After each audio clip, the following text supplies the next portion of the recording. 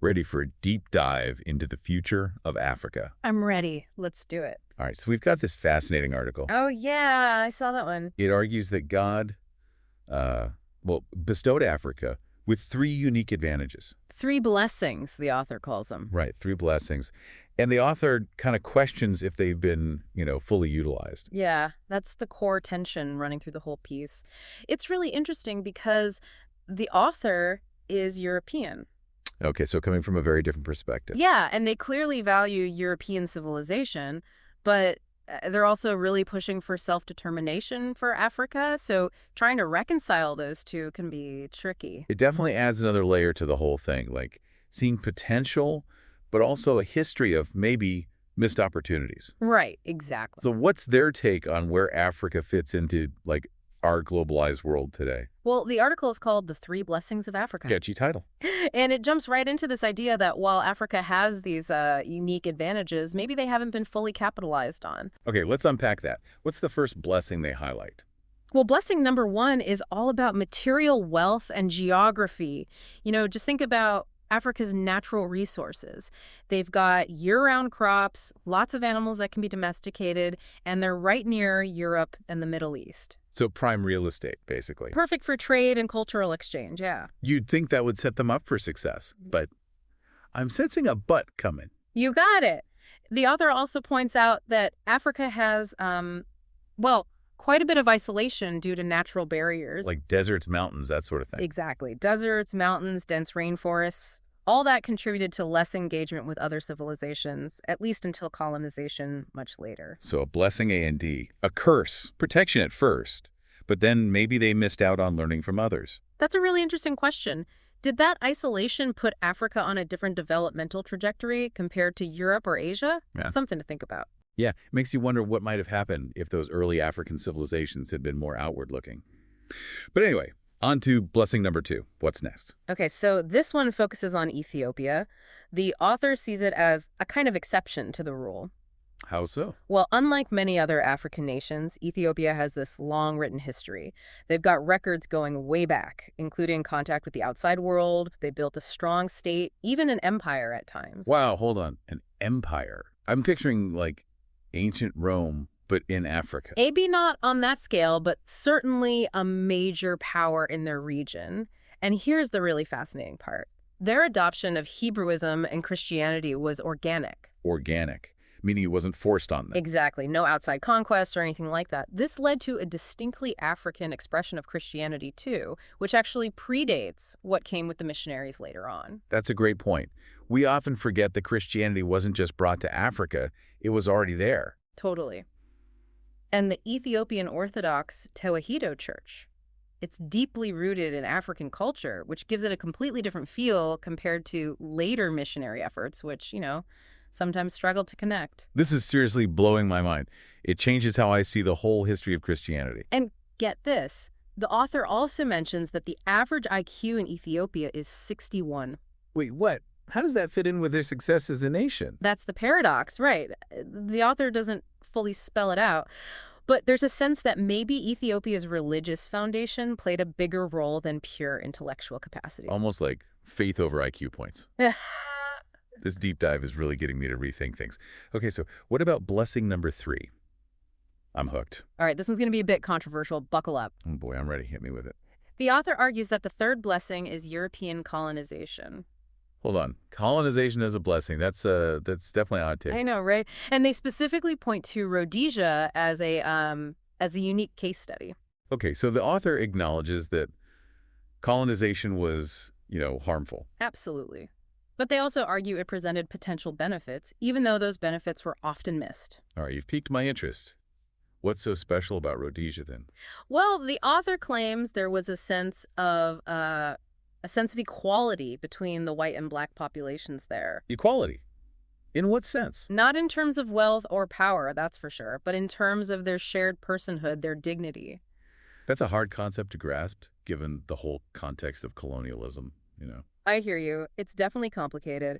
And to make things even more complex, the author brings up Ian Smith. Ian Smith. the president of Rhodesia. The one and only. He famously opposed black majority rule. Oh, yeah, he was pretty outspoken about that. His argument was that black Rhodesians lacked the experience to govern effectively. Wow. That's a loaded statement for sure. Was he being paternalistic? Yeah. Realistic? Maybe a bit of both. This is getting deep. It's a nuanced situation, that's for sure. The author points out that black Rhodesians actually had it better than their neighbors in other countries at the time. They even fought to defend the regime during the Bush War. So they were bought in then, at least to some degree. That's wild. It seems like it was a much deeper relationship than what we typically picture when we think about colonialism. The author even asks, could Rhodesia have been a different model for multiculturalism, one that respects differences without forcing sameness? Wow. That's a question worth pondering for sure. So we've got these three blessings laid out: material wealth, a unique Christian nation, and this whole controversial Rhodesia situation.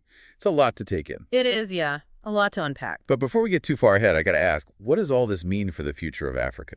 I mean, that's what I'm really curious about. That's where it gets even more interesting, because the author argues that these blessings, while potentially advantageous, haven't been fully realized. They're saying that Africa's future is still very much up in the air, shaped by both external forces and the choices Africans make themselves. Oh, man. All right, I'm ready for more. Let's keep going. It's like, these blessings come with a sort of a dual nature. Dual nature. What do you mean by that?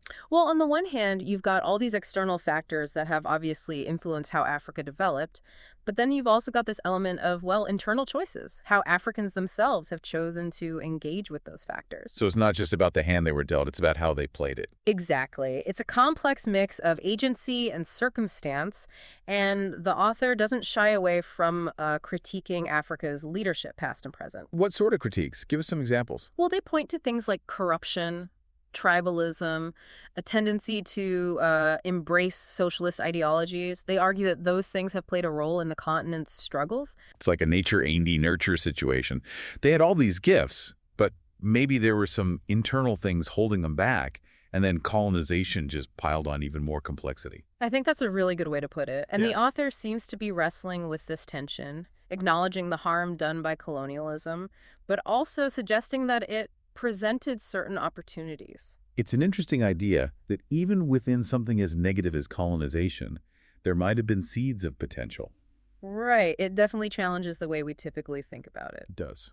Okay, so we've talked about these three blessings, but the article also delves into some of the specific challenges Africa's faced.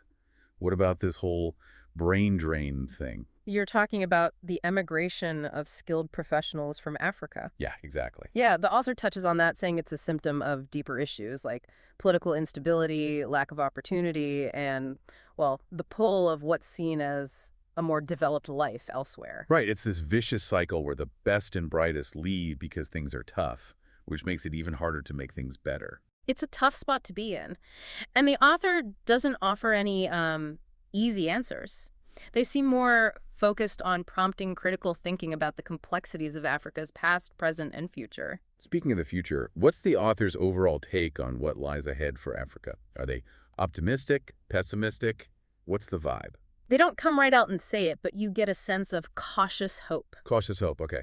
Yeah, they emphasize the importance of self-reliance, of Africans taking ownership of their destiny. So kind of like forging their own path forward. Yeah, I think that's a good way to put it. And they also seem to believe that a return to traditional values could be beneficial, combined with wise leadership and a rejection of ideologies that, maybe haven't served them well. Interesting. So like back to basics, but with a modern twist. Something like that. Okay, so what about the West's role in all this? Yeah. Do they have any responsibility towards Africa?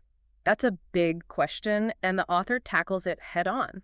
They argue that the West should focus on becoming an example worth emulating, rather than trying to impose its own solutions. So more show, don't tell. Right, and they're very critical of what they call neocolonialism. Neocolonialism? Huh. What's that all about? It's basically continued influence and control over former colonies, but instead of direct rule, it's more about subtle economic and political pressures. The author wants to see a more respectful, less interventionist approach, one that recognizes that Africa can chart its own course. Got it.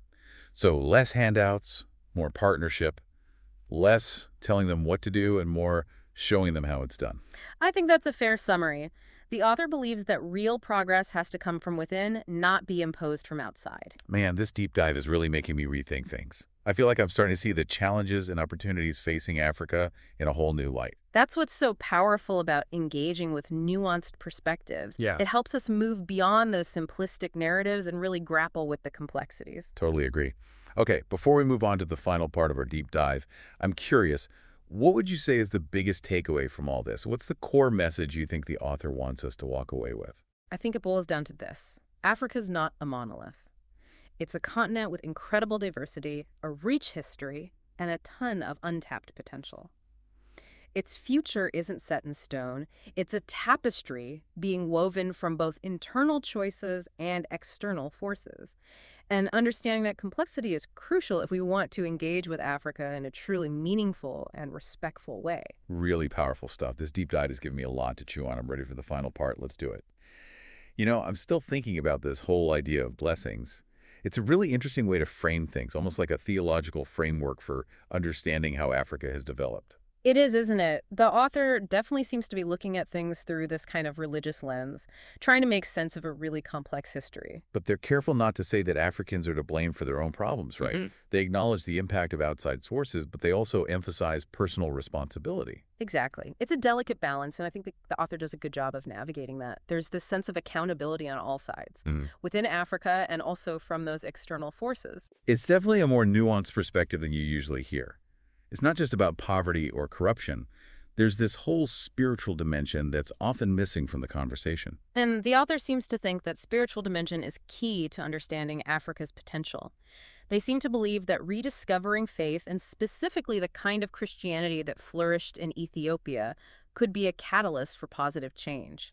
So not just any faith, but a specifically African Christianity. Exactly. The author draws a distinction between the organic Christianity that took root in Ethiopia and the forms of Christianity that came later with missionaries. They suggest that the former has a deeper resonance with the African soul. It's a good reminder that Africa had its own rich spiritual traditions long before colonization. Absolutely. It makes you think about the role of religion in development more broadly, not just in Africa, but everywhere. Can faith be a force for progress? Can it inspire innovation, community, and ethical leadership? Those are big questions. They really are, and there probably aren't any easy answers. But this deep dive has given me a new way to think about those issues. Me too.